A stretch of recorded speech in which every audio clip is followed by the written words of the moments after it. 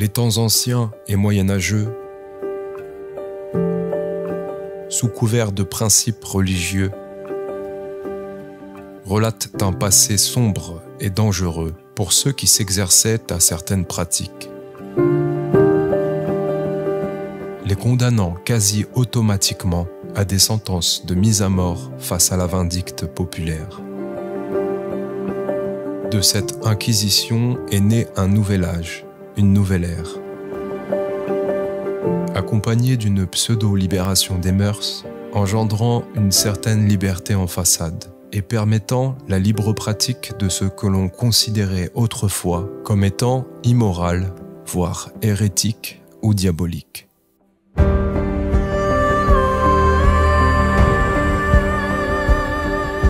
A-t-on pour autant atteint un juste milieu? Le commerce et la mise en scène de soi n'ont-ils pas inversé la vapeur vers un autre extrême?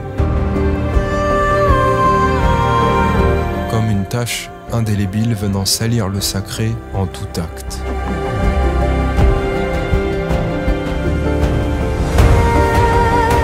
Installez-vous confortablement et préparez-vous à une entrevue pas comme les autres sur Âme des Signes, la plateforme des rendez-vous quantiques et holistiques.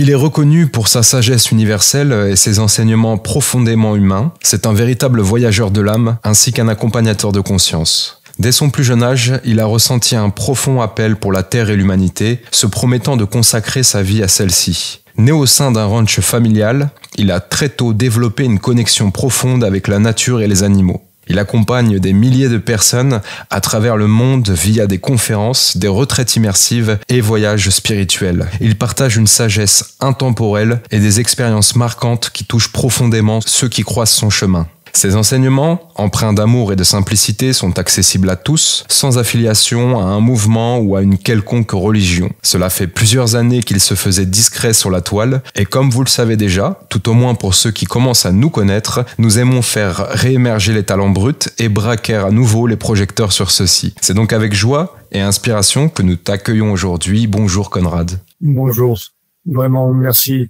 pour cet accueil. Elle est distributrice en chef de Chamallow, toujours radieuse et bienveillante, et néanmoins prête à en découdre s'il le faut quand les valeurs humaines sont remises en cause. On ne la présente plus, Tamara, bonjour. Merci Rudy pour la distributrice de Chamallow, oui tout à fait, c'est ma fonction première. Très en joie de te recevoir Conrad, vraiment très en joie. Je pense que cette émission va nous faire du bien. Alors les chamallows, tu vois en sous-titre, c'est quand la vie est un petit peu piquante, quand c'est un petit peu dur, le chamallow qui est moelleux, qui est doux, qui est réconfortant, qui fait du bien. Et pour nous, tu incarnes douceur et bonté à toi tout seul, donc on est vraiment ravis de te recevoir sur la chaîne et je pense que cette émission va faire beaucoup de bien et à beaucoup de monde. Alors Conrad, j'aimerais évoquer en amont les points marquants qui caractérisent ton parcours. Dans un premier temps, ton engagement précoce, dès l'âge de 3 ans, tu as une première vision qui a marqué le début de ta quête spirituelle en déclarant vouloir œuvrer pour la terre et les humains. Ta connexion accrue avec la nature, toute ta vie tu as contemplé la beauté de celle-ci et tu l'as perçue telle une leçon essentielle sur l'unité, la sérénité et la source divine en chaque être. Ton rejet des conventions académiques, tu quittes très tôt le système scolaire, tu trouves les formes traditionnelles d'éducation en dissonance avec ta vérité intérieure, tu explores ainsi très rapidement d'autres voies pour apprendre. Ton amour pour la spiritualité et l'art, autodidacte, tu t'inities à de nombreux arts, musique, peinture, sculpture, que tu perçois comme des outils pour manifester l'amour et la vérité universelle. Ton initiation aux arts martiaux, intéressé par la méditation et la maîtrise de l'esprit, tu t'entraînes au sport de combat sans pour autant chercher la compétition, que tu considères par ailleurs comme étant un fléau de notre société moderne. Tes voyages initiatiques, tu parcours des lieux sacrés, États-Unis, Mongolie, Pérou, Inde, tu rencontres des sages, des chamans, des guérisseurs qui enrichissent ta vision et confirment ton appel à transmettre celle-ci. Bien sûr, on va bien entendu évoquer tes écritures et tes enseignements. Tu es auteur de plusieurs ouvrages, notamment des livres Prends conscience, Avance et Un même souffle. Et ainsi, si je devais tout simplement résumer cette longue présentation, et tu confirmeras si je me trompe, tu partages des messages destinés à élever la conscience humaine et à apporter davantage de paix et d'amour dans un monde où ces mots sont devenus quasiment proscrits lorsqu'on s'engage vers une course vers la réussite. Ben, tu as bien résumé un petit peu mon parcours. C'est vrai que je me suis mis très tôt au service. Au service de quoi, au départ, je ne savais pas vraiment, mais petit à petit, ça s'est peaufiné. Et effectivement, j'ai quitté tout ce qui était conventionnel et rythme sociétal pour pouvoir déjà manifester ma vérité intérieure et ensuite pour pouvoir justement partager tout simplement ce que je suis en fait.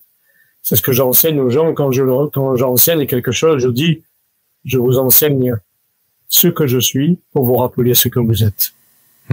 Et ça devrait être le chemin de chacun. On va commencer directement en rappelant pour les co-créateurs qui nous ont rejoints, parce qu'il y en a un petit nombre quand même qui se sont inscrits, qui peuvent poser leurs questions dans l'onglet communautaire. Alors, bien entendu, n'hésitez pas. On va être un petit peu en décalage aujourd'hui. On va prendre une première question directement des co-créateurs pour commencer cette entrevue avec Cédric Smash qui nous suit depuis le début. Conrad, il te demande comment les messages des anciens, et il fait référence à ton livre La Voix des anciens, s'adressent-ils à la société moderne et en quoi peuvent-ils provoquer un éveil spirituel ou un changement de conscience dans notre vie quotidienne? Les anciens, quand je parle d'anciens, ça peut être selon vos convictions aussi, les anciennes civilisations, les anciens sages, les anciens avatars, tous les gens qui sont venus pour inspirer le monde aujourd'hui ont transmis un message essentiel.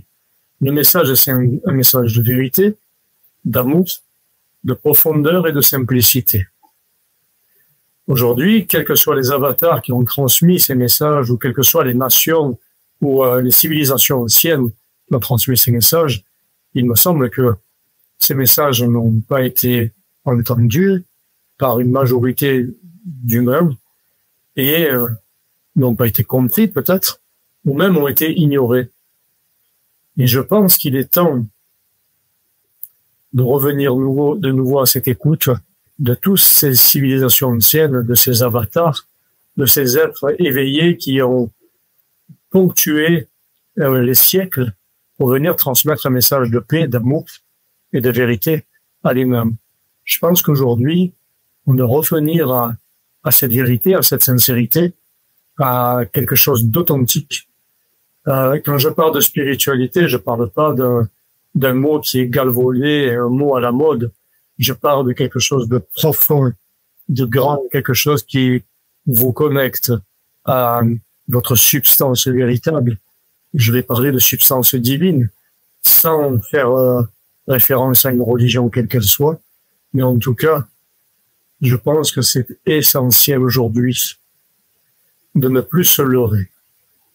Et aujourd'hui, il y a beaucoup de leurres un peu partout dans le monde, y compris dans le milieu spirituel. Tu parlais justement de ces avatars qui, depuis tout temps, ont porté ces mêmes messages, ces mêmes invitations. Et pour autant, on a quand même tendance à constater que c'est les premiers à qui on jette la pierre. C'est les premiers qui sont décriés. Qu'est-ce qu'on pourrait faire ou qu'est-ce qu'on pourrait mettre en place pour que ces êtres-là ne soient pas décriés, condamnés? On en faisait référence sur précédentes émissions. On nous a condamnés aussi de love bombing sur cette chaîne. C'est comme s'il y avait une espèce de contradiction, de peur à ce qui est trop aimant, à ce qui est trop bon. Qu'est-ce que tu pourrais nous dire là-dessus? On ne peut pas faire grand-chose pour changer la mentalité de certains et surtout leur regard sur la vérité. Je peux dire que la vérité dérange. Toute vérité dérange. Et quand on parle d'amour, les gens, peut-être certaines personnes dans le monde disent « Oh, ça parle tellement d'amour que c'est impossible. C'est impossible de toucher à autant d'amour. Ça me paraît improbable, ça me paraît complètement irréaliste, irréel. » Alors de ce fait, quand on ne peut pas accéder, quand on a l'illusion de croire qu'on ne peut pas accéder à cette vérité-là, on préfère la saboter. Ce n'était le cas de certains avatars qui ont été complètement sabotés parce qu'ils portaient un message de vérité. Et, je ne vais pas faire des références, mais vous connaissez un petit peu l'histoire des avatars qui sont venus dans le monde et qui se sont fait assassiner, qui se sont fait crucifier parce qu'ils ont été traités de faux prophètes, d'imposteurs, de manipulateurs, de suppôts, de choses sombres. Très peu de gens croient. Aujourd'hui, on a remplacé la vérité par des valeurs matérielles. On ne peut que le constater aujourd'hui. L'éducation humaine a fait qu'on a dirigé l'humain plutôt vers des valeurs matérielles, plutôt vers des accroches matérielles, plutôt que d'éduquer l'humain à aimer, à avoir de la compassion, à écouter sa vérité intérieure, à écouter sa substance, s'intérioriser, à ressentir. On a plutôt éduqué l'humain à réussir. Et le fait d'éduquer l'humain à réussir, ben réussir dans quoi? À des choses illusoires. Et c'est pas ça qui va élever l'humain intérieurement. Parce que il y a deux formes d'élévation. Il y a l'élévation extérieure, qui est de l'ordre de la matière, qui est liée au pouvoir, à l'argent, à la matière, au matériel. Et puis, il y a une élévation intérieure qui est beaucoup plus spirituelle. Mais l'être humain n'a pas été éduqué pour s'élever intérieurement.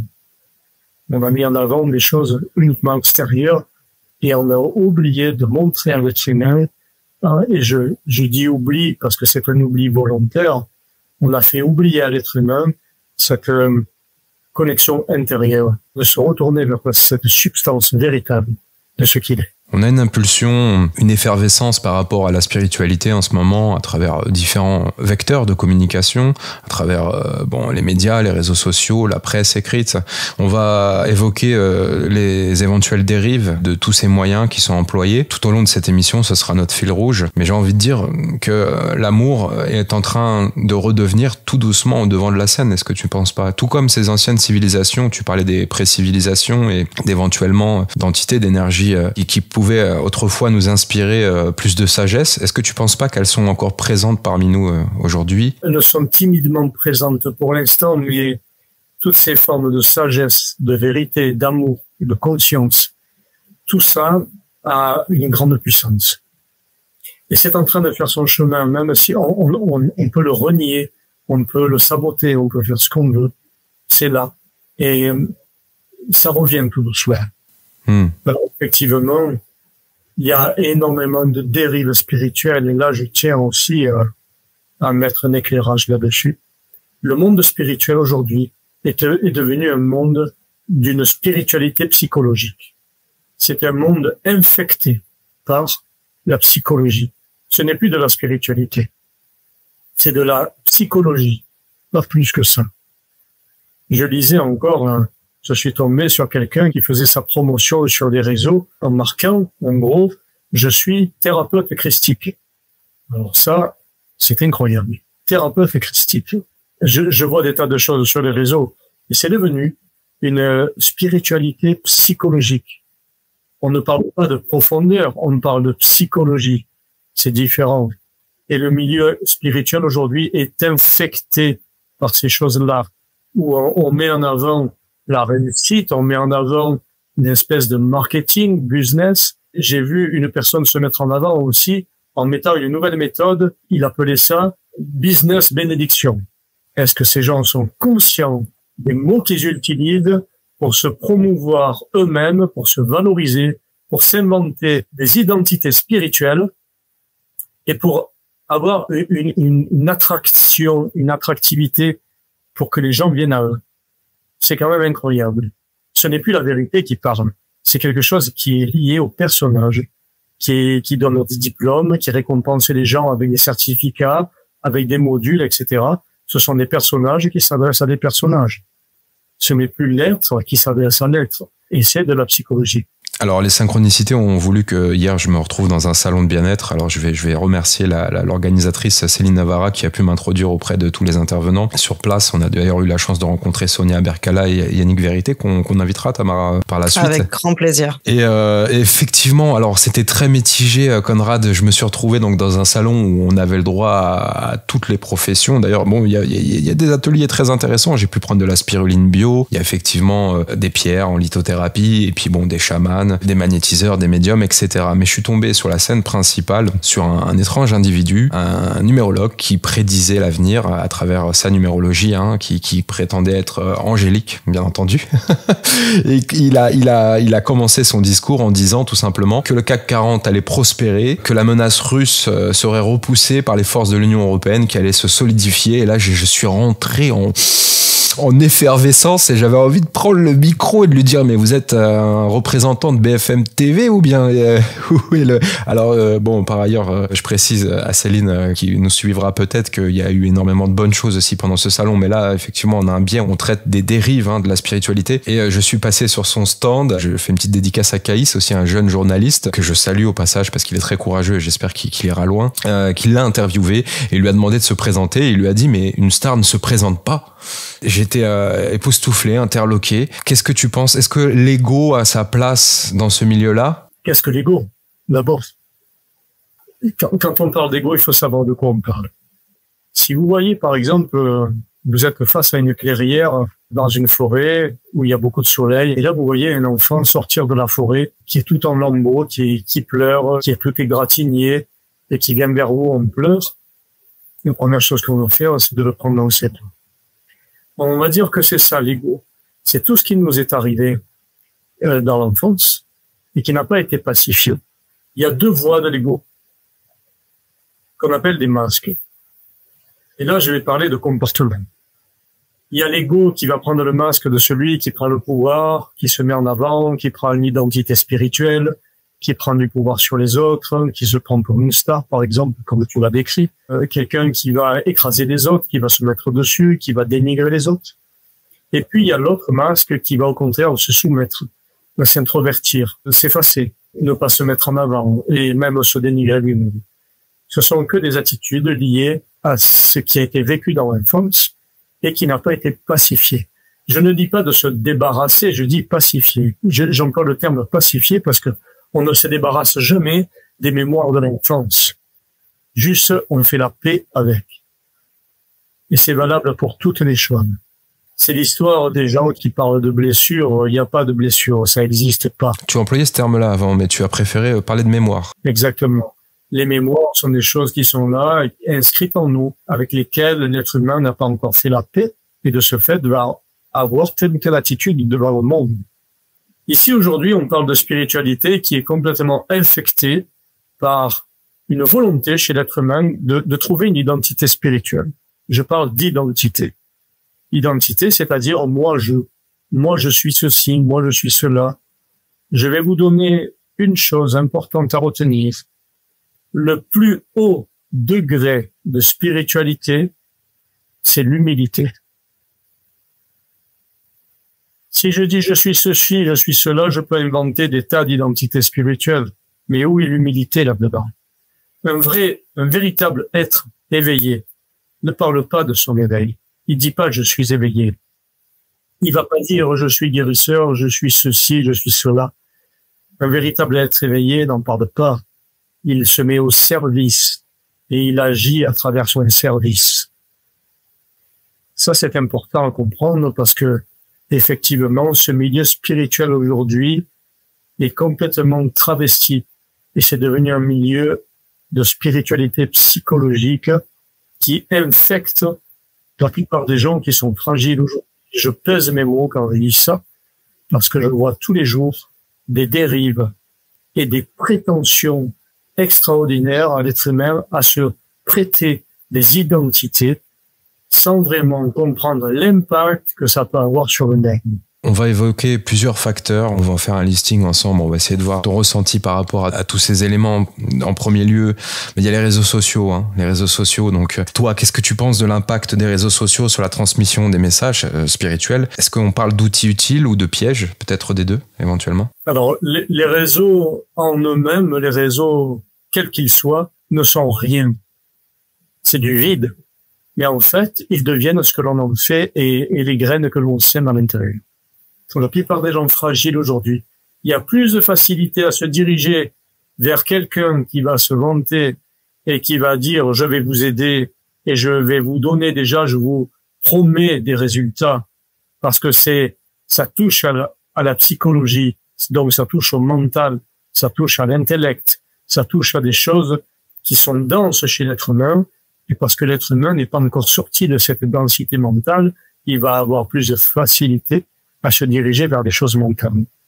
Et quelqu'un qui va promettre des résultats va être beaucoup plus crédible que quelqu'un qui va dire « je ne sais rien, mais je vais me mettre au service.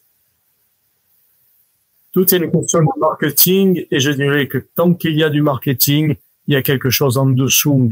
Il y a des crochets qui veulent s'accaparer de quelque chose. Oui, je crois d'ailleurs que le terme psychospiritualité existe. Hein, ça y est, c'est officiel. Alors, parmi les penchants et les dérives, il y a aussi cette forme d'injonction au bien-être qui va créer beaucoup de culpabilité du coup pour toutes les personnes qui sont en quête de bien-être et qui passent beaucoup de temps à chercher qu'est-ce qui va pas, à essayer de se guérir, de se soigner, de se libérer, d'adopter des concepts tels que pensée positive, loi de l'attraction. On est quand même beaucoup bombardé aussi par ces injonctions de bien-être. Qu'est-ce que tu aurais à dire à ces personnes-là? Dans le milieu spirituel, il faudrait être bien tout le temps. Hein, il faudrait toujours être en joie, avoir du bonheur, sourire, être positif, être lumineux, être dans le cœur. Tous ces termes-là qui sont usés d'une façon disproportionnée. La vraie spiritualité, c'est d'abord, j'ai dit humilité, mais je dirais c'est aussi non pas de se débarrasser de tout ce qui dérange, parce qu'on a fait croire à l'être humain que tout ce qui était souffrant était dérangeant, alors que c'est dans la souffrance qu'on s'élève. C'est pas en disant moi je suis amour et moi je suis dans le cœur qu'on va s'élever. Ça c'est de l'illusion en fait. Mais c'est dans la souffrance que l'on s'élève, et c'est quand on accepte avec humilité la souffrance et les événements éprouvants que l'on vit dans la vie, c'est là où on s'élève. C'est une véritable élévation. Mais si on veut chasser tout ça et être juste bien, où est-ce qu'on place le divin là-dedans? Où est-ce qu'on place la foi au divin? Le divin ne se pose pas de questions. L'être intérieur, la substance divine que chacun a à l'intérieur, ne se pose pas ces questionnements. La véritable guérison, je dirais, si il doit y avoir guérison, c'est l'acceptation de ce que l'on est dans l'instant présent. Et je dirais, c'est l'humain encore qui juge. Moi, je suis pas bien, je veux être lumière, je veux être amour. Et le divin, il ne juge de rien de tout ça. Donc on est témoin d'une spiritualité qui juge encore, sous prétexte de guérison, qui juge encore tout ce qui est considéré comme des travers, des mauvaises choses, des choses sombres, où il faut se soustraire de l'ego, se soustraire du mental, il faut être lumière, il faut être amour, il faut être ceci et cela. Eh bien ça crée une division intérieure, ça crée une dualité à l'intérieur, qui fait qu'on ne parle absolument plus du divin et on s'en éloigne. Et de ce fait, on s'éloigne de l'amour absolu. On crée une forme de dualité dans le monde spirituel, et puis c'est comme ça qu'on peut garder des gens sous contrôle aussi, hein, tout comme dans les milieux politiques ou dans les milieux religieux. Ça devient exactement la même fonctionnement. Alors j'aurais envie de rebondir, encore une fois, par rapport à nos cas personnels. Certains dans les commentaires nous disent « Oui, vous parlez beaucoup, vous aussi, vous pourrez laisser parler vos intervenants. » C'est une petite minorité qui nous dit ça, mais c'est un échange, les amis. Nos émissions sont des échanges avant tout. On vient bien entendu sublimer, mettre en avant nos invités, mais aussi leur faire part de nos préoccupations. Et moi, ça me fait penser, Tamara, à la plateforme qu'on a. Parce qu'on en avait discuté un petit peu en amont. Conrad, nous, on a une plateforme de référencement pour les thérapeutes quantiques et holistiques. Pendant 1 an et demi, ça a été un travail bénévole, un travail de forçat. On a mis des étiquettes, donc on a forcément dû travailler sur du référencement naturel. Le but, l'objectif étant de court-circuiter les sites commerciaux, comme les sites de voyance en direct avec des SMS tarifés à je ne sais combien d'euros, et cette image un petit peu caricaturale de ces pratiques. Force est de constater qu'on va peut-être dériver par la suite. Et ça fera suite à ma prochaine question qui est liée à l'argent et à la commercialisation de la spiritualité. Puisque l'argent est une énergie intrinsèque, importante. Je voudrais savoir ce que tu en penses. Je voudrais savoir si pour toi, le fait de tarifer une prestation énergétique, un soin, est-ce que c'est neutre? Est-ce qu'on peut le voir de différentes façons? Est-ce que c'est mauvais? Est-ce que c'est bon? Alors, je vais vous dire une chose importante. J'ai décidé, moi, dans ma vie, et je vais vous donner mon exemple, j'ai décidé de me dédier parce que on m'a appelé pour ça. Je vais pas rentrer dans les détails, mais j'ai été appelé pour ça. Donc, je me suis dédié, j'ai dit oui. Mais se dédier, ça veut dire dédier sa vie uniquement à ça. Dédier sa vie, être au service des autres, au service de l'humanité, au service de l'amour, au service du divin, au service de l'élévation de l'humain. j'ai tout laissé tomber, j'ai tout abandonné. J'étais sportif, je faisais beaucoup de sport, je faisais beaucoup de peinture, je faisais des tas de choses dans ma vie. J'avais un travail, j'avais quelque chose mais qui ne me correspondait absolument pas. Et dans cet appel, j'ai compris que si je voulais répondre pleinement à cet appel, c'était de me dédier et que ce n'était pas une question d'argent. Après, on m'a expliqué que l'argent, et je vais vous l'expliquer en un tour, que l'argent, c'est juste un échange. On dédie notre vie, mais ça doit pas être l'argent qui vous anime, le gain d'argent, ni un gain de pouvoir, ni un gain de je dirais, d'identité, mais c'est vraiment de donner son cœur aux autres, de déployer son amour pour les autres.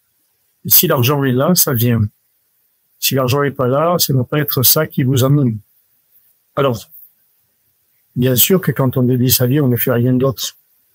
Les gens disent, dans les organisations, les gens disent, ben, tiens, on doit mettre tel tarif, d'accord, ok, on le fait parce que il y a un coût, parce qu'on est quand même, on a un toit, une maison, un loyer à payer, une voiture et des tas de choses de tous les jours. Mais c'est pas à l'argent qu'on doit se dédier. C'est pas de dire, j'ai besoin de tant d'argent, donc je vais demander telle chose. Là, je rentre dans des choses matérielles qui pourtant devraient être évidentes chez les humains. Mais ça l'est pas encore. Donc, ça ne doit pas être l'argent qui vous anime. Absolument pas. C'est où on se dédie pleinement. On se dédie à l'autre. On se dédie au divin avec tout notre cœur. C'est une vie où, moi, au départ, dans ma vie, quand j'étais enfant, je voulais être prêtre. Donc, me dédier à Dieu, me dédier au Christ, me dédier au divin. Après, il en a été autrement. J'avais envie aussi de pouvoir vivre ma vie d'homme. Et de ce fait, j'ai vu plus large. Je me suis dit, plutôt que de faire ça dans un ordre religieux, je vais faire ça de façon plus vaste, parce que l'ordre religieux va me limiter dans ce que je dois faire. Mais c'était vraiment me dédier, c'était vraiment ça. Peu importe l'argent, je ne comptais pas l'argent et je le compte pas aujourd'hui encore. Mais l'argent, c'est juste un moyen, un échange d'énergie. Il y a un échange d'énergie qui se fait. Et il y a le respect de ça aussi. Parce que des fois, on dit, ah oui, telle ou telle personne, je comprends pas, il dit qu'il est dédié au divin et puis il fait payer. Mais oui, mais quand vous allez manger, vous allez au magasin bio, vous allez passer à la caisse. Et à la caisse, qu'est-ce que vous allez dire au monsieur? Moi, je suis spirituel, donc je paye pas. Oui, il y a cette question d'ancrage, mais merci parce que tu viens un petit peu recadrer le débat. Si je te comprends bien, c'est l'intention qui est prédominante, qui est l'essence même de nos actions. C'est ça. Et alors, certains n'acceptent pas la contrepartie, l'argent, en pensant qu'il est sale. Donc, il y a une vision de l'argent pour l'instant, pour ces gens-là qui auraient un refoulement complet de ce moyen d'échange. Je dirais une chose. L'argent est neutre, comme tous les réseaux sociaux. Comme je l'ai dit tout à l'heure, c'est vide. Mais il y a deux moyens d'utiliser l'argent. Si je me mets au service,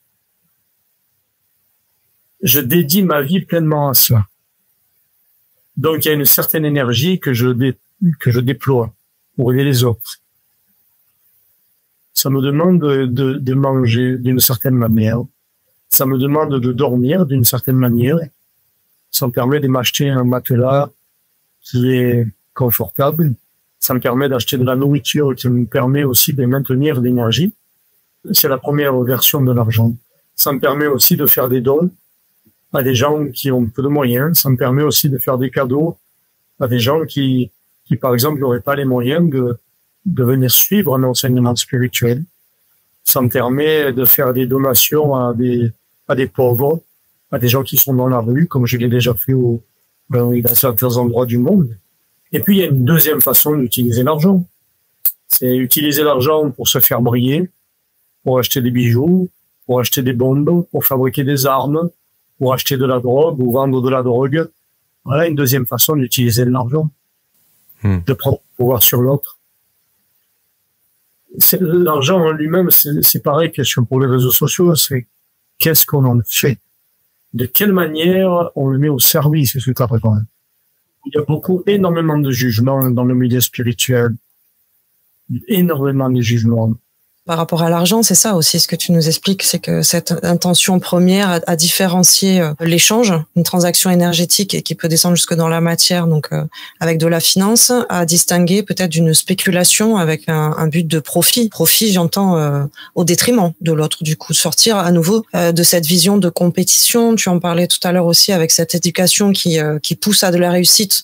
On entend dedans, du coup, induite par rapport à quelqu'un d'autre, donc en comparaison, en compétition. Je voulais juste revenir là-dessus par rapport à ton expérience plus internationale. Est-ce que tu as pu observer cette même éducation à la réussite, à la compétition un peu partout dans le monde, ou est-ce que c'est vraiment propre à nos terres ici?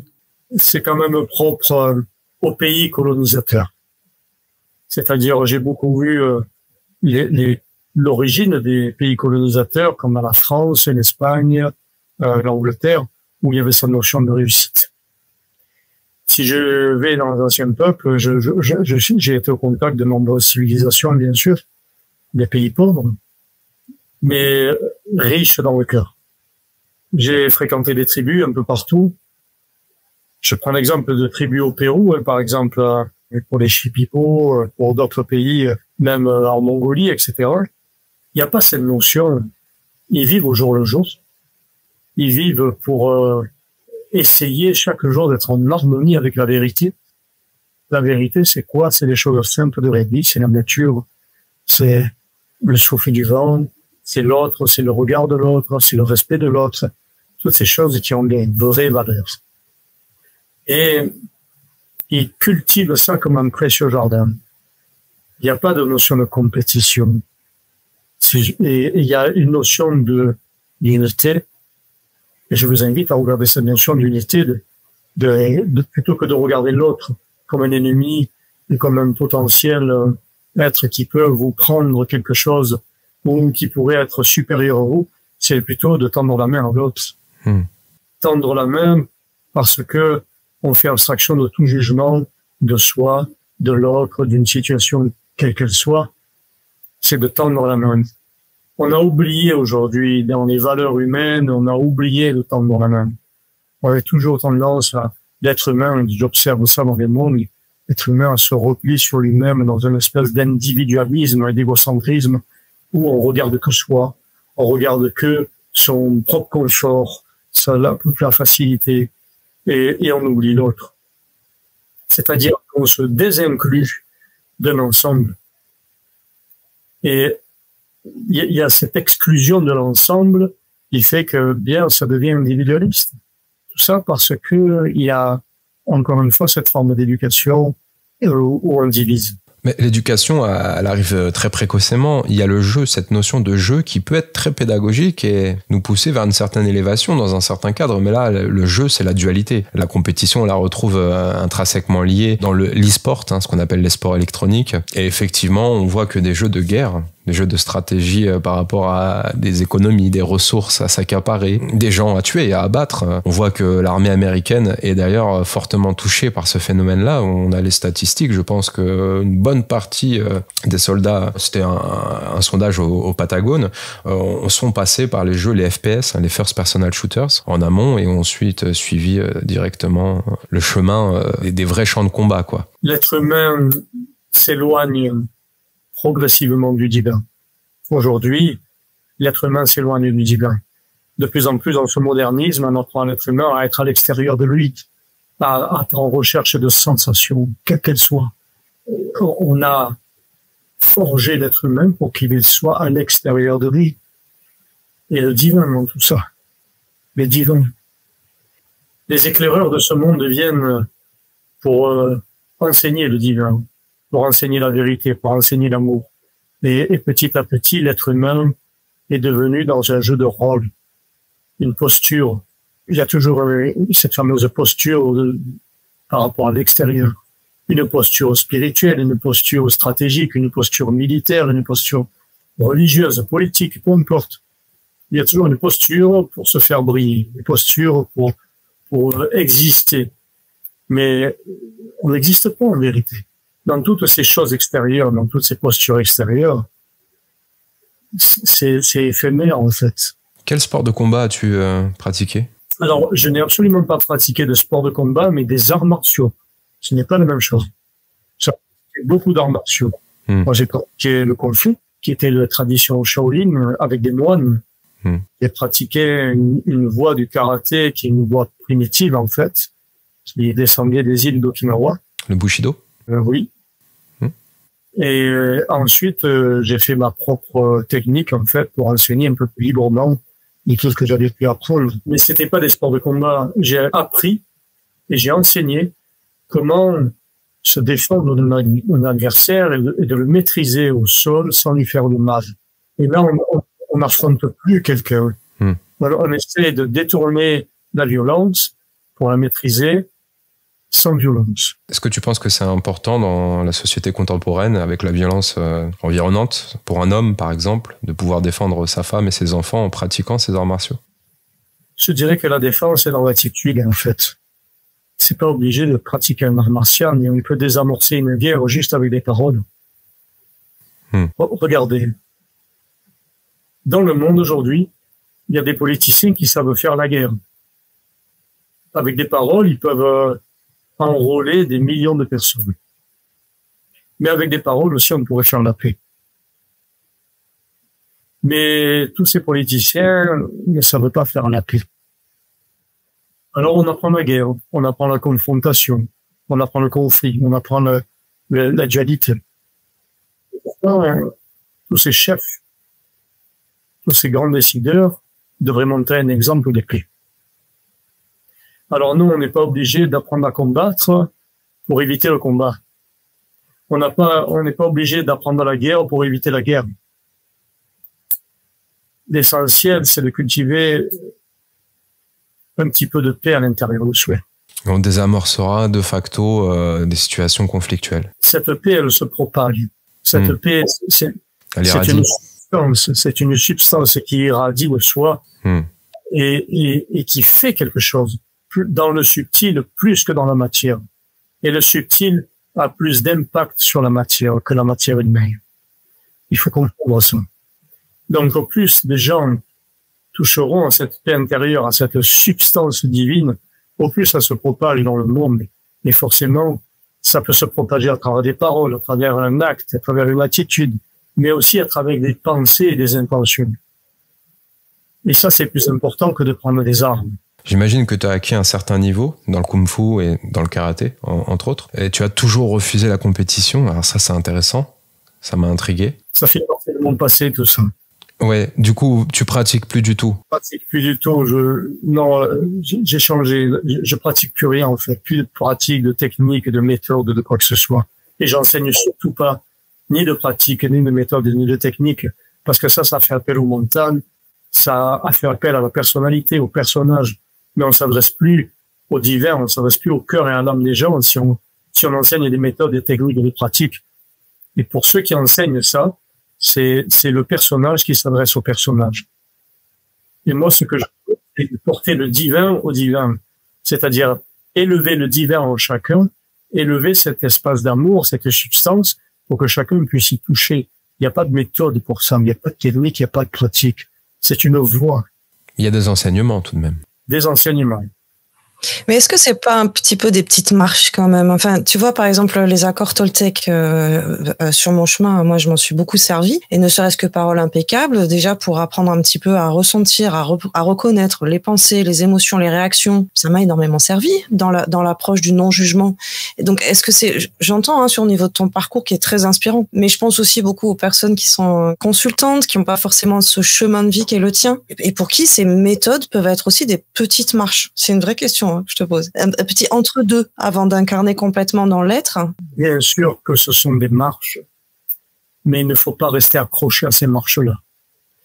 Alors on prend ces marches-là, on se dit, ok, mais est-ce que je me fige là-dedans ou est-ce que je peux aller plus loin? Ça, c'est la première question à se poser. C'est est-ce que je me contente de ça? Ou est-ce que le divin va plus loin que ces marches-là? Est-ce que cette substance d'amour, cette substance de paix, elle va pas plus loin que ces marches, des méthodes, etc. Ensuite, je dirais, tu as pris l'exemple des accords Toltec, mais c'est pas vraiment une méthode, c'est un état d'esprit. C'est un état d'esprit avant clé. Hein, c'est ce qu'a voulu transmettre l'auteur, un état d'esprit. Alors ça s'apprend. D'abord, ça s'apprend parce que ça se touche à travers des mots, mais ensuite, le plus important, c'est que ça se ressent. On ne doit pas apprendre des choses par cœur pour les appliquer, parce que ça, on se fourvoie là-dedans. C'est si vous lisez quelque chose dans un livre, c'est une fois que vous l'avez lu, c'est de l'intégrer intérieurement, c'est-à-dire de l'inscrire en soi, et ensuite de le ressentir. C'est quelque chose qui est de l'ordre du ressenti pour pouvoir l'incarner pleinement. Je dis toujours dans mes enseignements qu'il y a 4 marches à franchir. Les 4 marches, elles ne vont pas vers l'élévation, elles vont vers la profondeur. La première marche, c'est savoir. Je sais. Tout le monde sait. Hein, je sais. Mais ok, la deuxième marche, c'est comprendre. Est-ce que tu comprends ce que tu sais? Comprendre ce que l'on sait, c'est déjà autre chose. D'accord? Parce qu'on sait quelque chose parce qu'on l'a lu dans le livre, mais est-ce qu'on le comprend? Ensuite, je dirais, il y a une troisième marche un peu plus importante, c'est intégrer.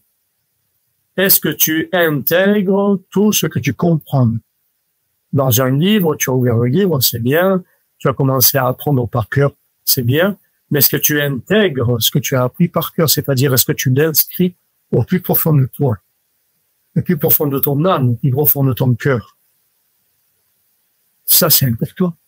Et d'ailleurs, quand j'enseigne, je donne toujours des temps d'intégration qui sont aussi importants que les temps d'enseignement.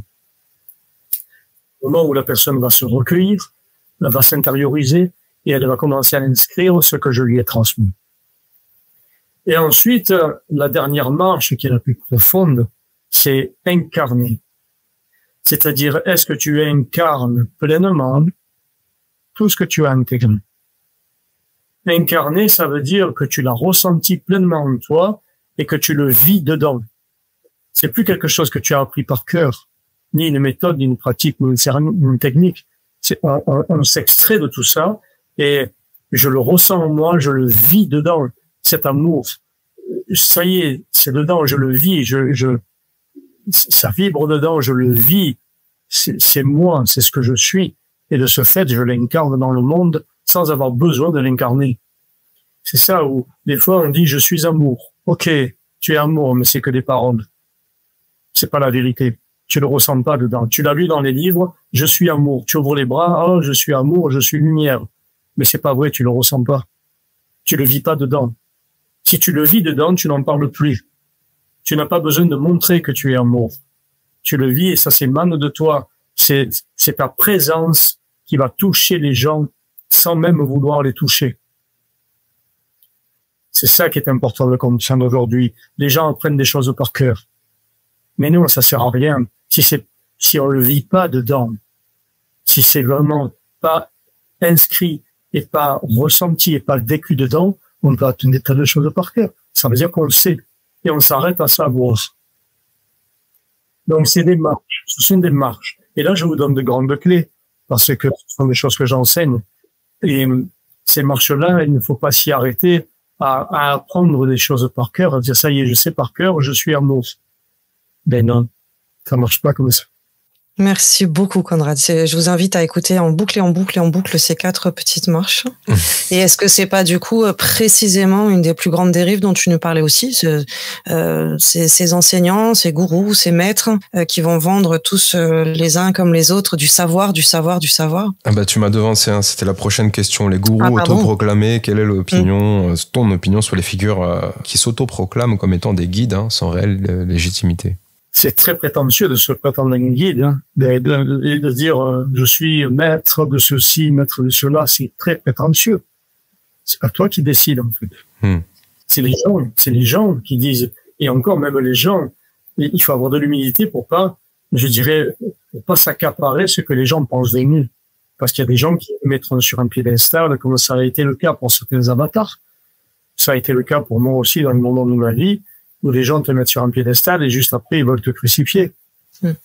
Ouais. Et là, le gourou fera toujours en sorte que les gens soient accros ou qu'ils soient dépendants.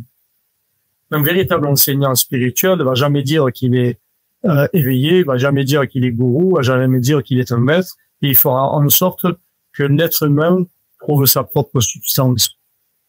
C'est moi les premières choses que je dis quand j'enseigne chaque fois au début de chaque retraite, je dis je vous enseigne ce que je suis pour vous rappeler ce que vous êtes.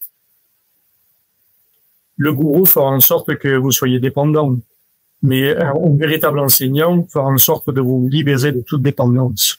Ça répond à l'autre question qui était l'authenticité des enseignements. Comment peux-tu, toi, discerner un enseignement authentique d'un message manipulé ou déformé? On a la réponse aussi dans la foulée. Oui, et puis j'aimerais rajouter par rapport à ce que tu nous approches là, tu sais, il y en a de nombreux aussi qui vont faire commerce de la peur. Donc, qui offrent pas justement cette exemplarité de dire, moi, je vous offre ce que je suis. Donc, il y a aussi tout un commerce qui est fait. Alors, je sais pas si toi, tu as pu en être témoin, mais dans le milieu de la spiritualité, parmi les dérives qui sont vraiment branchées sur de la peur, qui engrangent et qui entretiennent la peur chez les différents consultants comme étant jamais valable, jamais acquis, jamais bon, avec de la menace derrière, de si tu fais pas comme je te dis, si tu n'es pas comme moi, si tu ne prêches pas ces paroles-là, alors il va te pire des malheurs et tu diras en enfer. Ça fait partie des dérives aussi dont j'aurais aimé que tu nous donnes ton point de regard.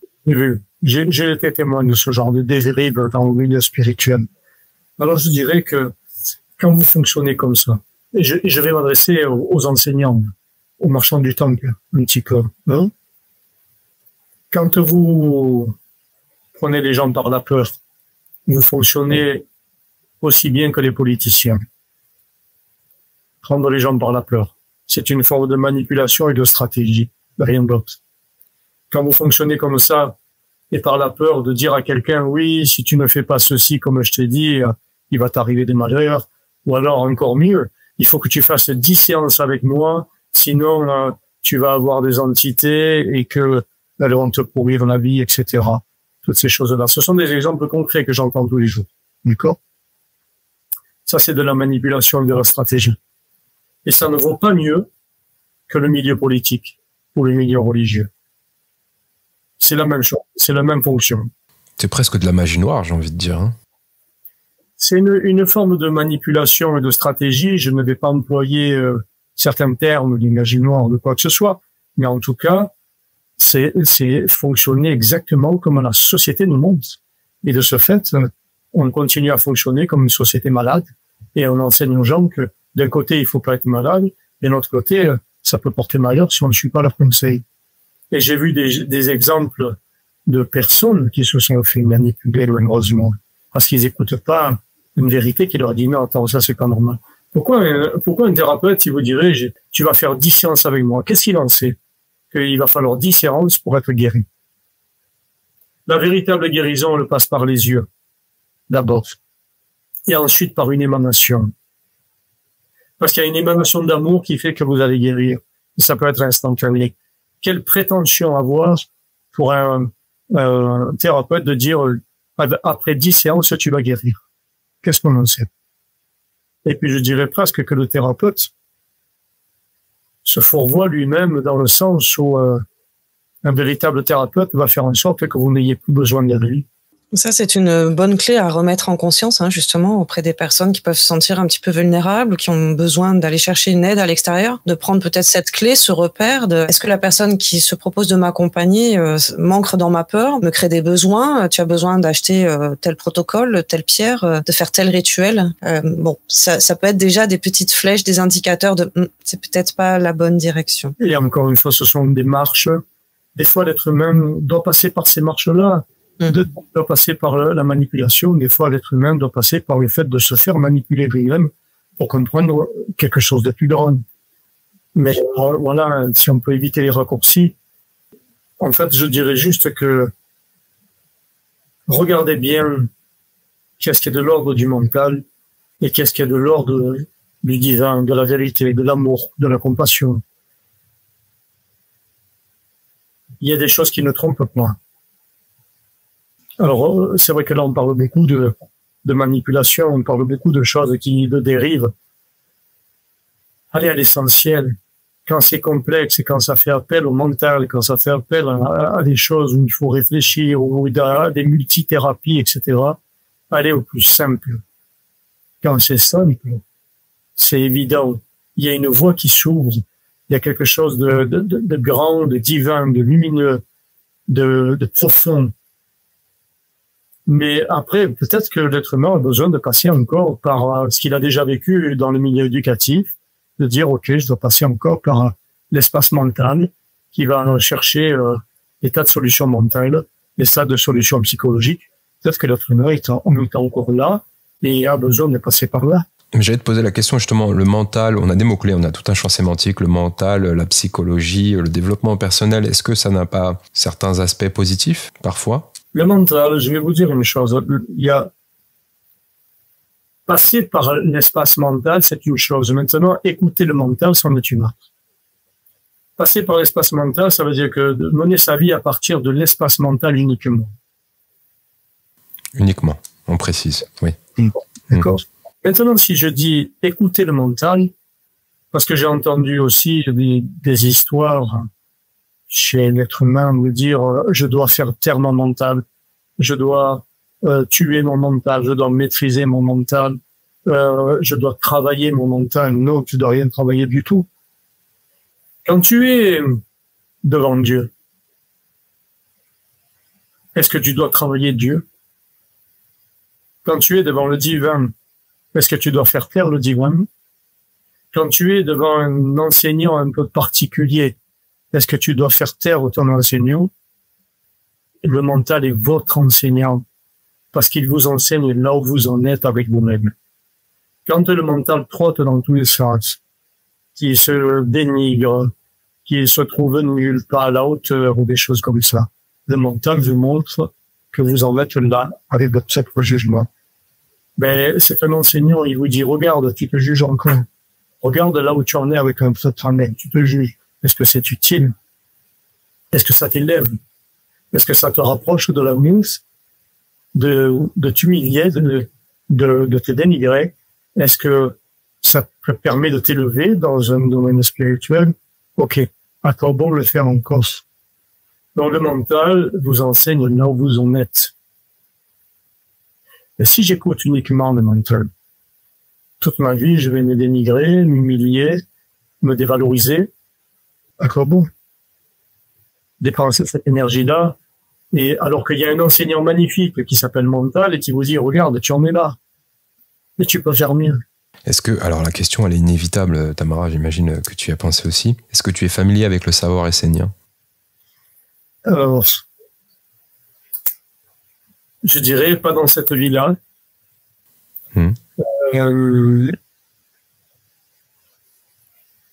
Généralement, j'évite ce genre de questions parce que ça peut porter à certaines dérives et enfermer dans quelque chose.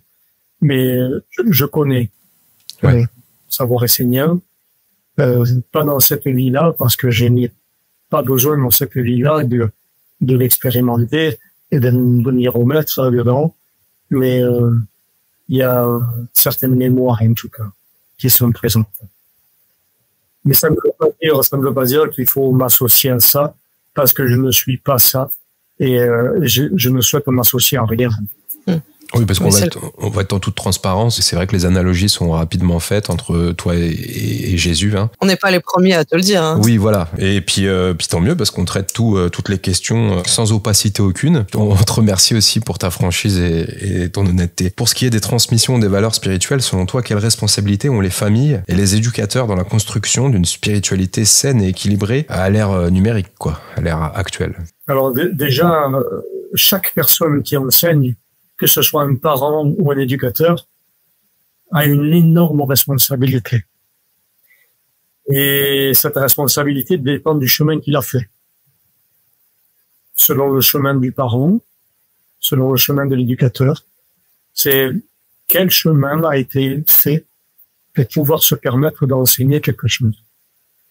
Parce que quand vous enseignez à un enfant, vous allez l'influencer pour tout le reste de sa vie. Vous allez l'influencer dans le choix d'une relation amoureuse, dans le choix d'un travail, dans le choix d'un comportement humain, dans le choix d'un comportement avec le monde, dans le choix de ses pensées, dans le choix de ses intentions, de ses actes, de ses paroles, dans le choix de ses attitudes. Vous allez l'influencer par ce que vous allez lui inculquer. Et de votre éducation que vous allez transmettre dépendra le chemin de vie de cet enfant. Donc c'est une énorme responsabilité d'être enseignant, que ce soit enseignant spirituel, enseignant dans le monde de l'éducation ou enseignant comme parent, c'est une énorme responsabilité. Ça demande énormément de conscience, ça demande énormément de vérité et surtout, ça demande d'avoir déjà fait un chemin. Toi, c'est assez impressionnant parce que dès tout petit, tu as senti cet éveil spirituel. Mais vraiment, quand je dis dès tout petit, c'est dès l'âge de 3 ans. Et tu as eu cette réaction quasi épidermique par rapport à l'éducation nationale. Qu'est-ce qu'on pourrait, j'allais dire préconiser, mais qu'est-ce que toi, tu rêverais de voir dans le nouveau monde par rapport à un nouveau paradigme pour nos chérubins? Ce que j'aimerais plusieurs choses. J'aimerais qu'on arrête de réduire les enfants, de les réduire à un produit pour la société, à des gens bien productifs pour la suite. J'aimerais qu'on puisse aider les enfants à être ce qu'ils sont véritablement. Ça serait quelque chose d'extraordinaire. Parce qu'on les éloigne du divin, on les éloigne de la vérité, on les éloigne de cet amour qui porte en eux déjà d'une façon pure. Et j'aimerais voir un monde où les gens puissent semer des graines, en fait, des graines de vérité, des graines d'amour, des graines de compassion, d'altruisme, plutôt que des graines d'individualisme, d'égocentrisme, je dirais, de posture qui ne font que engendrer et perpétuer des formes de division dans les mêmes. À 3 ans, tu as eu une vision marquante. Est-ce que tu peux développer? Alors, j'ai eu plusieurs visions. La première, ça a été en m'adressant à ma famille, où j'ai dit, je sais que je suis venu pour aider la terre et les gens. C'était ça. Je savais pas d'où ça sortait, mais je savais. Je sais que je suis venu pour aider la terre et les gens. Et j'ai mis toutes mes épreuves de la vie que la vie m'a données, des épreuves qui ont été assez intenses. J'ai mis toutes ces épreuves au service de l'humain, au service de ce que je devais faire. J'ai mis tout ça au service de quelque chose. C'est-à-dire, je ne m'en suis pas servi comme quelque chose de négatif, de réduisant. Mais j'ai mis toutes ces épreuves de la vie au service de quelque chose de plus grand. Comme ça a été la première chose. À partir du moment où j'ai senti, je suis venu pour aider la terre et les gens, eh bien, ça avait du sens. Et je voue ma vie à me dédier. Après, en ce qui concerne des visions, j'en ai eu beaucoup. Des premières visions où j'ai prédit des choses à ma famille quand j'étais très jeune. J'avais 4 ans et demi, et qui se sont réalisées. Ça, c'est là, ça fait partie aussi des choses, mais j'ai pas vraiment envie d'en parler parce que ça ne me fait pas avancer de parler des prédictions que j'ai pu avoir. Mais par contre, ce qui pourrait faire avancer, c'est comprenez que toutes les épreuves que vous traversez, tout ce que vous considérez comme éprouvant, ça ne vous rabaisse pas. Ça n'est pas là pour vous punir. C'est des choses pour vous élever. Vous savez, toutes les épreuves de la vie, les souffrances que vous avez pu vivre, sont à mettre non pas au-dessus de vous et de vous réduire avec soi, mais de les mettre au-dessous de vous comme un socle pour vous élever. Les épreuves sont là pour ça. Elles sont là tel un socle pour vous asseoir dessus et vous élever en spiritualité. Ne mettez pas vos épreuves au-dessus de vous comme si c'était insurmontable et comme si vous aviez été puni. Mettez ces épreuves au-dessous de vous. Donc du coup, tu remets en question la notion même de transcendance? Oui. Je remets beaucoup de choses en question dans le monde spirituel, justement. Se servir. Déjà, se servir d'une épreuve, c'est pouvoir faire la paix avec, la pacifier. Se dire, c'est bon, j'ai fait la paix avec, c'est déjà une étape. plutôt que de transcender, de chercher à transcender quelque chose, c'est de faire la paix avec. Ok, il m'est arrivé ça, mais ça, si je me mets au-dessous de moi, plutôt que de me dénigrer avec cette épreuve et de me plaindre et d'être dans la plainte ou la justification permanente ou la pitié de soi, c'est de dire je les mets au-dessous de moi et je m'en sers pour maigrir. C'est quelque chose, c'est des expériences, c'est comme un livre que vous écrivez, toutes les expériences de souffrance que vous avez vécues, les expériences qui vous ont ébranlé, qui vous ont mis à genoux, mais c'est un livre que vous écrivez en permanence. Et ce livre, vous l'avez avec vous, c'est le livre de votre vie. Et à chaque fois qu'il vous arrive quelque chose, rappelez-vous de ce livre. Ce livre, il n'est pas à jeter, il n'est pas je dirais, à transcender, il n'est pas à brûler. Il est là comme quelque chose de sacré, de précieux. J'ouvre la page, je dis, tiens, j'ai reçu cet enseignement de la vie, cette épreuve qui m'a mis à genoux. Je m'en sers comme un socle pour m'élever encore en sagesse, en bonté, en douceur, en amour, en compassion, en compréhension du monde, en compréhension de qui je suis. Soyez bons et doux avec vous-même à travers vos épreuves. Ne vous jugez pas à travers vos épreuves. Soyez bons et doux avec vous-même et vos épreuves vous servent à vous élever et non pas à vous soumettre. Est-ce qu'il n'y a pas des mots à éradiquer dans notre vocabulaire? Je pense à la fatalité, par exemple. Bon, il y aurait des tas de mots à éradiquer du dictionnaire mobilier, des tas de mots qui desservent plutôt l'humanité, comme le mot fatalité, comme le mot défaut. Il y a des mots qu'on pourrait éradiquer de notre langage et même de nos pensées. Si je dis le mot défaut, je vais te dire toi ou toi, tu as tel défaut. Est-ce que c'est la vérité? On va te dire oui, par rapport à la société qui a décrit que ça ou ça, c'est un défaut. Par rapport à ton éducation, c'est un défaut. Parce que la société a défini que telle chose était un défaut. Mais est-ce que la société dit la vérité? Je vous invite à vous poser ces questions-là. Et parmi justement ces choses que tu débunkes un petit peu, que tu remets en question, on a ce fameux concept du féminin et du masculin sacré. Ah, intéressant. Qu'est-ce que tu aurais à nous dire? Très intéressant, là. Je te vois réagir. Ouais. Tu veux bien nous en parler, s'il te plaît? Un grand effet à la mode. Un grand effet à la mode, le masculin et féminin sacré. Déjà, il serait bon que l'être humain puisse intégrer lui-même son masculin et son féminin. J'ai vu, et encore une fois, je vous parle de ce dont je suis témoin. J'ai vu, par exemple, un enseignant enseigner le masculin sacré, alors que lui-même était hyper efféminé. Et là, je dis, il essaie de se convaincre lui-même d'être le masculin sacré. Déjà, il serait bon d'intégrer soit son masculin et son féminin, c'est-à-dire d'avoir équilibré les deux à l'intérieur. Le féminin, c'est quoi? Le masculin, c'est quoi? Même pas, on va parler du féminin ou du masculin sacré. Déjà, est-ce que vous sacralisez? En tant qu'homme, en tant que femme? Est-ce que vous sacralisez avant même de parler de féminin ou de masculin sacré?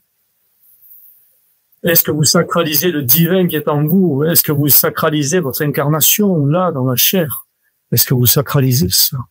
Conrad, on a quand même une perte identitaire de ce point de vue-là qui est assez prédominante dans la société actuelle. Tu n'ignores pas tous les phénomènes. On n'oserait pas apparenter à des déviances, mais quelque part un petit peu, et encore que. Je vois ce que tu souhaites aborder, mais je vais éviter d'aborder ce sujet-là. Par contre, je peux vous parler que il est écrit dans des textes très anciens qu'il viendrait le temps des inversions. Aujourd'hui, nous sommes dans le temps des inversions. Le bon sera pris pour le mauvais. Le juste sera pris pour le menteur sera pris pour le juste. Le mauvais sera pris pour le bon. L'homme sera pris pour la femme sera pris pour l'homme. Tout ce qui est lumière sera pris pour l'ombre, et tout ce qui est l'ombre sera pris pour lumière.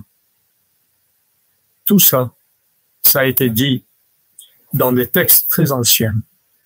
Et aujourd'hui, dans ce que le monde traverse, on est en plein dans cette prophétie du temps des inversions.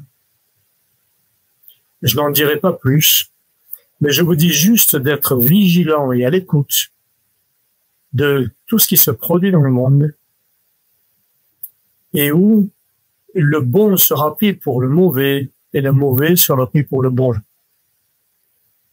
Le menteur sera pris pour un véridique et le véridique sera pris pour un menteur.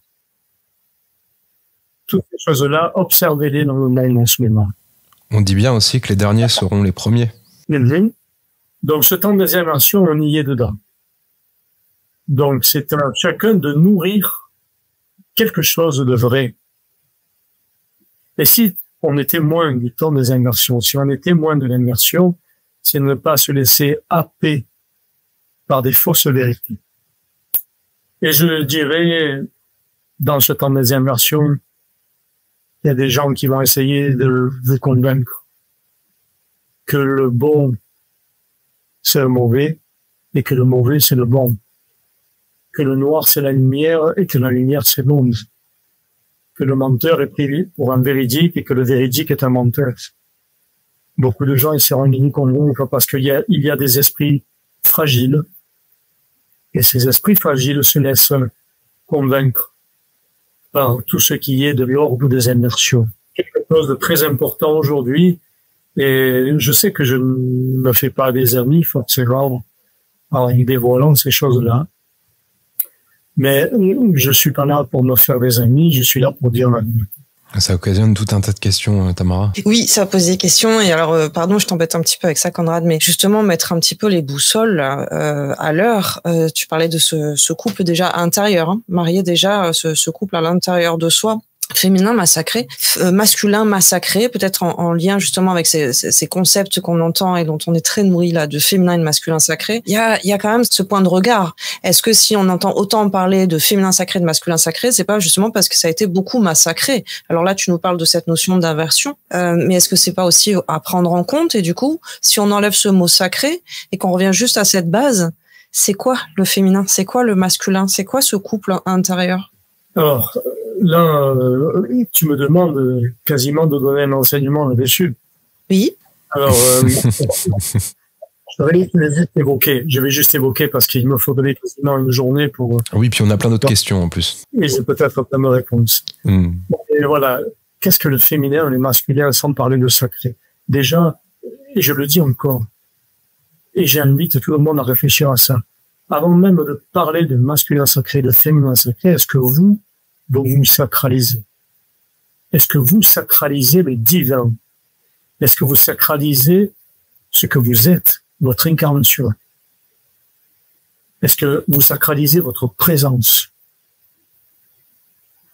Ça, c'est déjà important. Avant même de parler de masculin sacré, de féminin sacré, parce que ça, ce n'est rien d'autre qu'un effet de mode. C'est un phénomène à la mode. Alors, soit on rentre dans le phénomène de mode, soit on rentre dans la vérité. Mais est-ce que ça soulève pas certaines vérités quand même? Alors, justement, ça, moi, me fait poser d'autres questions que j'entrevois un peu plus en ce moment parce que ça me concerne directement. Je voyais ça avec du recul avant, mais on parle beaucoup aussi des relations d'âme et, bien entendu, de tous les termes qui y sont associés, flammes jumelles, âme sœur, etc. Est-ce qu'il y a là-dessus aussi un effet commercial exacerbé ou est-ce qu'il y a aussi peut-être des vérités à dénicher? Il y a les deux. Je dirais tout ce qui concerne flammes jumelles, âme sœur, tout ça, c'est très, encore une fois, ce sont des effets de mode. Maintenant, quand je dis relation d'âme, oui, quelquefois on rencontre une âme, on rencontre quelqu'un sur ce plan terrestre, on se dit, tiens, je te connais. Parce qu'il y a une reconnaissance vibratoire. Je reconnais la vibration de ton âme. Et de ce fait, il y a un lien qui est retrouvé. Un lien qu'on a vécu dans d'autres dimensions. Ça ne veut pas dire pour autant qu'on est des âmes jumelles, des flammes jumelles, des âmes sœurs, ou de ceci ou de cela, et qui font faire quelque chose de l'ordre du couple. Ça veut dire que simplement on est capable de reconnaître la vibration d'une âme, et que cette âme, cette reconnaissance vibratoire, est déjà inscrite en soi et que elle est mise à jour de nouveau. Tout simplement, il faut pas aller plus loin que ça.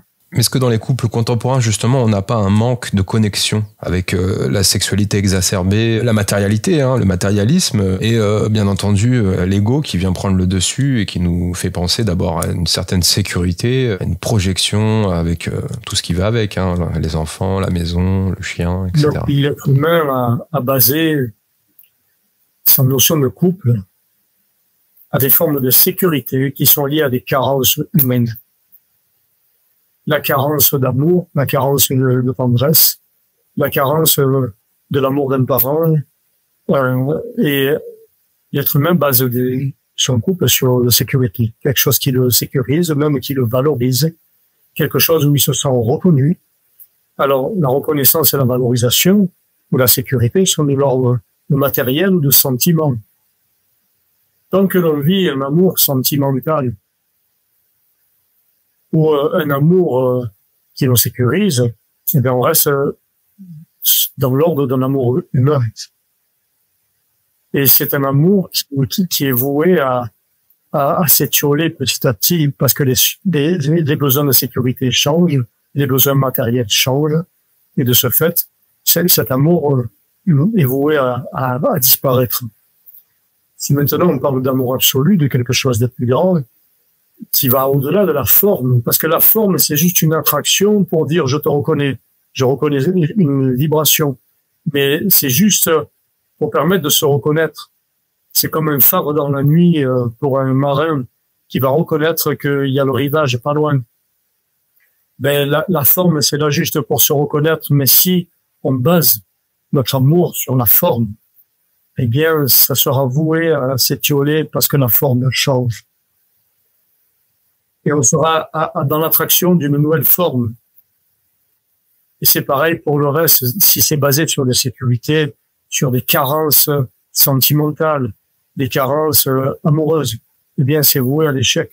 Donc, c'est important de se poser la question de est-ce que c'est quelque chose de plus grand qui fait que j'ai envie de partager ce que j'ai de droit en moi, ou est-ce que c'est quelque chose de l'ordre des carences qui me fait aller vers l'autre, un besoin de sécurité, un besoin d'être reconnu, un besoin d'être aimé, un besoin selon des attaches, des attentes, un besoin qui est lié à l'ordre de dépendance affective, sentimentale, qui est lié à quelque chose avec lequel je n'ai pas fait la paix.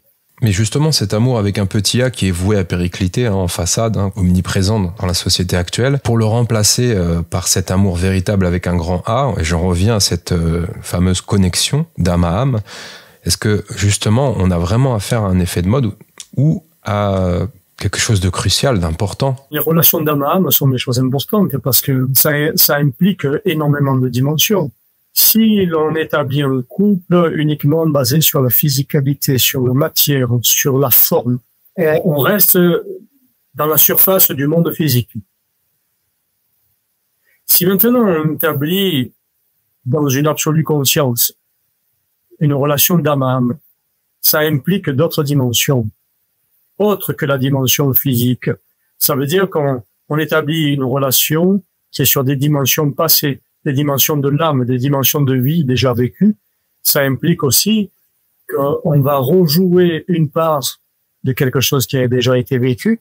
Donc, on ramène dans le monde physique ce qui est de l'ordre d'autres dimensions, de subtil. Et ça implique aussi que, étant donné qu'on établit cette relation d'âme à âme, on va fusionner les mémoires de nos deux âmes, c'est-à-dire de ce que l'âme de l'autre personne a déjà vécu dans notre vie et de ce que soi, nous avons vécu dans notre vie aussi. Donc ça implique énormément de dimensions de ce qui a été vécu dans plusieurs dimensions et dans toutes les expériences que l'âme a pu vivre. Donc là, il y a quelque chose de profond et de grand. Si on vit vraiment une relation d'âme à âme, on inclut énormément de dimensions plutôt qu'uniquement la dimension humaine, physique, personnelle, qui est de l'ordre de la surface. Quel est le rôle de l'amour de soi dans tout ça? Je dirais, est-ce que l'être humain sait ce que s'aimer veut dire? Alors, qu'est-ce que veut dire s'aimer? S'aimer, ça veut dire d'arrêter de chercher à s'aimer. Je dis quelque chose qui va un peu vous bouleverser, mais... On adore. S'aimer, c'est d'arrêter de chercher à s'aimer. Que ça fasse le chemin dans vos esprits. C'est passionnant en tout cas. Merci. Ouais, merci beaucoup. Il y a cette notion, alors on va un petit peu encore basculer, on fait un panorama sur toutes les thématiques quasiment qui sont liées à la spiritualité. Il y a un mot-clé, hein, c'est le New Age. Qu'est-ce que tu en penses? J'en pense qu'on parle de cette fameuse spiritualité psychologique. C'est le nouvel âge. On a créé une société politique, on a créé une société religieuse, on a créé une société technologique, on a créé une société financière. Aujourd'hui, on a créé une nouvelle société psychologique. C'est une nouvelle religion comme d'autres. Est-ce que c'est la vérité? Je pense pas, parce que si c'était la vérité, l'être humain ne souffrirait plus. Donc encore un piège éventuellement à éviter. Exact. Tu parles aussi des mémoires universelles, des mémoires originelles. Qu'est-ce que ça signifie pour toi? Comment cette mémoire guide-t-elle tes enseignements? Je ne saurais pas vous expliquer. C'est quelque chose qui est en moi et qui coule. En fait, c'est comme une fontaine qui coule, qui ne se tarit pas.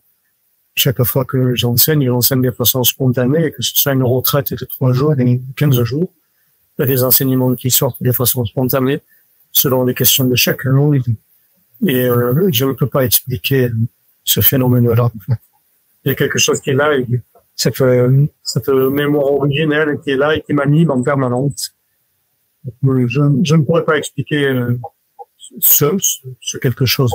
L'art comme vecteur spirituel, tu as exploré la peinture, la musique et la sculpture. Comment ces arts contribuent-ils à exprimer ton lien avec la spiritualité? Est-ce que tu penses éventuellement qu'on a affaire là à des vecteurs importants? On se sert de la matière pour manifester notre amour. Donc on passe par ces marches-là aussi. Je me souviens même temps où je peignais, mais c'était parce que j'avais beaucoup d'amour et que j'avais envie de le mettre et que les gens le voient. Puis après j'ai fait de la musique où j'ai composé. Pareil, la musique, en fait, tu es ton propre instrument d'amour. Et comme l'être humain ne sait pas qu'il est l'instrument de l'amour, il va prendre un instrument physique, il va se servir de l'instrument à travers la matière pour jouer une mélodie, pour transmettre une fréquence qui n'est autre que sa fréquence intérieure. Donc cette fréquence, elle va pouvoir se manifester parce qu'on a choisi un instrument. Mais toutes ces choses-là font partie des marches tant que l'être humain ne comprend pas qu'il est lui-même l'instrument de l'amour. Les voyages initiatiques, t'en as fait beaucoup. On les a évoqués en début d'émission. Parmi toutes les rencontres que tu as faites à travers le monde, y en a-t-il une qui a particulièrement transformé ta vision de vie? Je dirais que toutes les rencontres que j'ai pu vivre ont eu de l'importance et ont été riches. Après, une rencontre que j'ai fait dans cette vie, mais qui n'était pas de l'ordre physique, une rencontre d'un être d'une autre dimension, mais je ne vais pas évoquer ça là maintenant. Je ne vais pas évoquer ça. Mais chaque rencontre est riche, en fait. Quand on y accorde de l'importance, quand on l'aborde avec conscience, avec profondeur, toutes les rencontres que j'ai faites ont été riches. Quand je fais des voyages, pour résumer un petit peu, quand je propose des voyages et des pèlerinages, ça n'a pas une vocation touristique. C'est un voyage d'abord qui, pour moi, a du sens. Je vais le faire parce que ça a du sens pour moi. Et je vais mener les gens pour toucher à ce sens-là. Donc, c'est en dehors de toute connotation touristique ou même religieuse. T'arrive-t-il d'éprouver encore, parfois, éventuellement rarement, des sentiments de colère, de rancœur? Je peux avoir une colère qui n'est pas de la colère.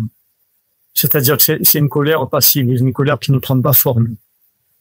Je peux dire, tiens, je regarde le monde, la guerre qui se passe là, je peux déterminer que ça me rend en colère. Mais c'est une colère qui, je ne lui donne pas de forme. Je ne lui donne pas de forme active ou dans la matière.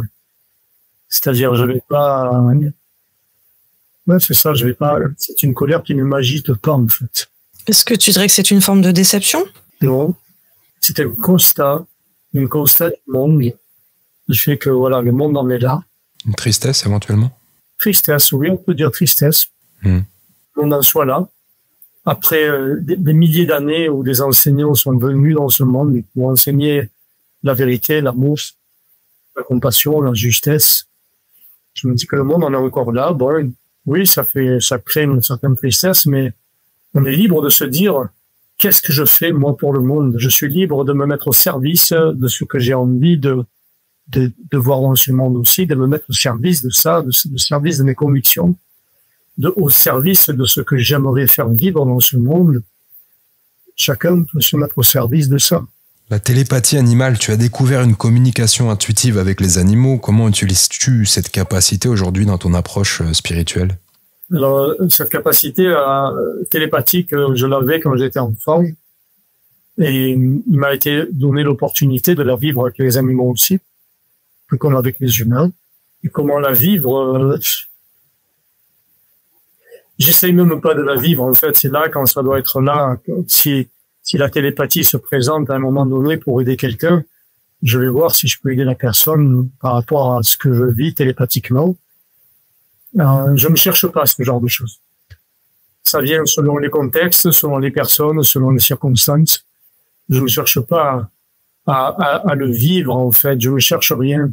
Ça vient quand ça doit être là, en fait, quand ça doit venir. Et il y a une raison. Est-ce que, selon toi, l'isolement et les moments de vacuité que tu as pu vivre en parallèle sont prépondérants? Les moments de solitude sont essentiels pour suivre ce chemin spirituel, pour s'élever, pour aller plus profond en soi, pour se connaître. Je dis que chaque être humain devrait vivre des moments de solitude intense dans sa vie.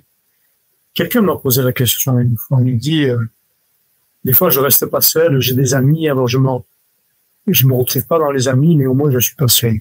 J'ai répondu une chose simple, et je vous demande d'être attentif à ça.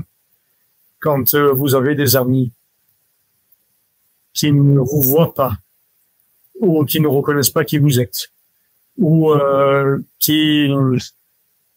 avec qui les échanges n'ont aucun intérêt, là vous êtes vraiment seul.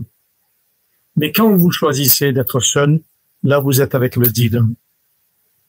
Ça veut dire que quand vous êtes dans la solitude, vous établissez enfin une relation avec le divin, une relation avec quelque chose de plus grand.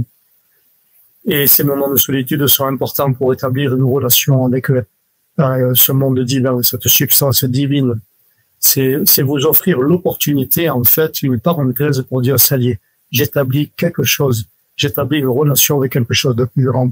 Et là, vous n'êtes pas seul, en vérité, vous êtes avec le divin. C'est quand on est avec des amis avec qui les échanges sont très superficiels que là, on est vraiment seul.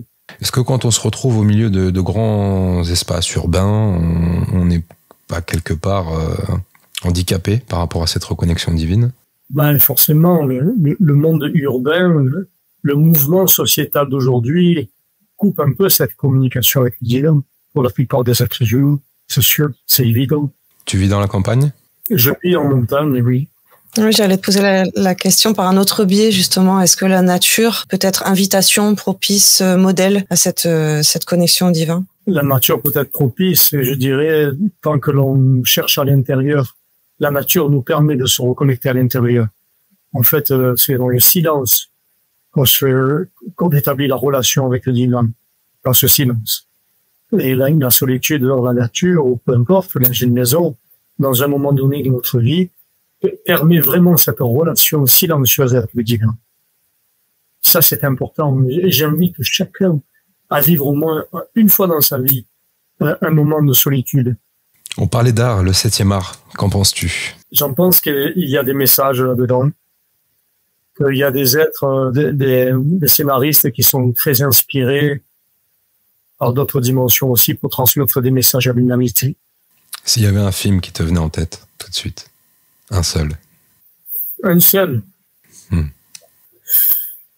Je dirais, je sais pas, je peux pas dire un seul. Non, c'est trop. Alors plusieurs. C'est trop limitant. En fait, j'ai, par exemple, Jésus de Nazareth, un film qui durait 6 heures et qui est fait dans les années 70. Je dirais aussi à l'heure actuelle la série The Chosen, qui est une série extraordinaire.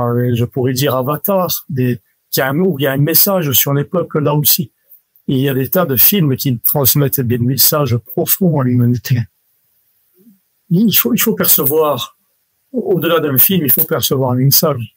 Eh ben, Tamara, j'ai envie de dire, on a su contrebalancer un petit peu toutes ces dérives avec des notes positives sur la fin, quand même. En tout cas, on a une vraie invitation, un vrai axe. Je sais pas ce qu'en penseront les internautes. Et toi, Rudy, pour ma part, c'est surtout recevoir la fréquence de Conrad qui fait beaucoup de bien. Tu nous disais, Conrad, que ça passe par le regard. Et je dois t'avouer que moi, je suis totalement accrochée à la puissance et à la profondeur de ton regard pendant toute l'interview. Donc, je sais pas si les internautes, il se passera la même chose, mais c'est pas que des paroles, tout ça. Et pour le vivre là, nous, pendant l'enregistrement, merci à toi. Pour toutes ces invitations que tu nous donnes, cette sagesse, se recentrer vraiment sur des messages, comme on le disait en introduction, qui sont simples, qui sont bons, qui sont doux, qui sont bienveillants et accessibles à tout le monde sans passer par cette profusion de mental. J'espère que l'émission aura accompli cette mission. Est-ce qu'on peut pas faire un petit disclaimer, Tamara, d'emblée, par rapport à la shitstorm? Excuse-moi, je vais employer un terme vulgaire, mais la tempête de merde qu'on est en train de se prendre suite à notre entrevue avec Jacques Grimaud. Alors, disclaimer, ou alors on scinde un petit peu, justement, énergétiquement, on reste dans les énergies de Conrad et on ne pollue pas. Et on se fait, peut-être, on en parlait, peut-être un petit live, une petite session. On en reparlera, ouais. Bon, moi, je tiens quand même à préciser qu'on a une certaine objectivité, quand même, journalistique, et qu'on donne la parole aux œuvres et aux messages davantage qu'aux messagers, d'accord? Donc faites la distinction, s'il vous plaît. Et on n'est pas non plus dans les petits papiers et dans les coulisses de tous les intervenants. On vit pas au quotidien avec eux et on veut pas prendre parti, d'accord? On n'est pas dans l'adversité ni dans la dualité. Voilà. Donc si on a invité certains invités, c'est parce qu'on a apprécié leur travail avant tout et on n'a pas à prendre parti. Encore une fois, c'est répété. Merci beaucoup, Conrad, pour ta présence parmi nous. Est-ce que tu as une actualité éventuellement? Est-ce qu'on peut renvoyer? Alors, je sais qu'il y a ton site, conrad.org, c'est bien ça? Conrad-org.com. Conrad-org.com, on va le mettre dans la description si vous souhaitez avoir l'actualité de Conrad et avoir plus d'informations. Beaucoup de photos, j'ai vu, de ton parcours, de tes voyages. Est-ce qu'il y a des retraites éventuellement à venir? Est-ce qu'il y a des conférences dans lesquelles on pourra te retrouver? Oui, il y a des retraites à venir. Il y a une retraite dans 15 jours dans le désert, mais avec des Touaregs. Ensuite, il y a une retraite de l'an parce que j'ai remarqué moi-même que les jours de l'an, les fêtes du jour de l'an sont devenues des festivités de surface. Et dans ma vie, je ne me retrouvais pas avec tout ça dans les fêtes de l'an, les fêtes de famille où on va faire un bon repas et puis le lendemain, rien n'a changé en fait. Donc j'ai eu envie d'offrir ça aux gens, une retraite de l'an un peu hors du temps, où je vais enseigner et où on va un peu faire des choses pour le monde aussi. Voilà, il y a les retraites de l'an et puis il y a une retraite en Égypte aussi, une retraite de 14 jours où on va vraiment aller sur des lieux très particuliers et notamment au Mont Sinaï où Moïse a reçu les 10 commandements, mais d'autres endroits où la famille sainte est passée. Mais je vais d'abord pour enseigner et voilà, l'Égypte est un lieu propice à ça et sur des lieux vraiment très particuliers. Voilà ce que je pourrais dire. Bon, ensuite, j'offre aussi l'opportunité une fois par an pour ceux qui n'ont pas les moyens. Je fais un événement en donation libre et conforme. C'est-à-dire que je vais enseigner pendant 2 jours et les gens donnent ce qu'ils peuvent ou ce qu'ils veulent. Il y a aucun jugement dans ce que les gens ont donné pour que ce soit accessible à tout le monde. Et les gens viennent et donnent ce qu'ils veulent en fait. Prends conscience, avance, un même souffle, c'est les 3 ouvrages principaux qu'on vous recommande. Bien entendu, encore une fois, le site conrad-org.com. Merci encore, Conrad. Écoute, c'était une très belle énergie et effectivement, ça nous a requinqué. Je sais que Tamara est sur un petit nuage. Oui, je vais te nager dans tes fréquences, si tu me le permets, pendant encore quelques jours avant les prochaines aventures. www.mdessine.com pour nous rejoindre. On vous remercie pour votre présence, pour vos soutiens, pour vos messages positifs. Bien entendu, on évoquait les messages négatifs, mais vous êtes une grande majorité à nous envoyer plein d'amour et on vous remercie encore une fois du fond du cœur. On vous dit à très bientôt. Ciao, ciao.